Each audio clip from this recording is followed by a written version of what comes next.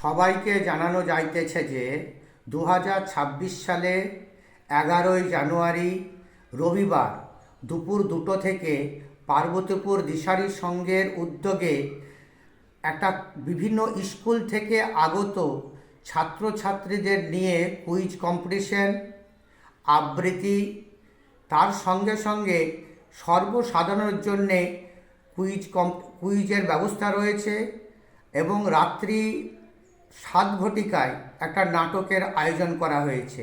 উক্ত দিনে সবার উপস্থিতি কামনা করি এবং সেই আমন্ত্রণ পত্রটি নিচে আছে, দেখো নিচে দেখো, দেখতে পাচ্ছ দেখতে পাচ্ছ দেখতে পাচ্ছ যে একটা পার্বতীপুর দিশারি সংঘের উদ্যোগে একটা কুইজ কম্পিটিশন এবং একটা নাটকের আয়োজন করা হয়েছে।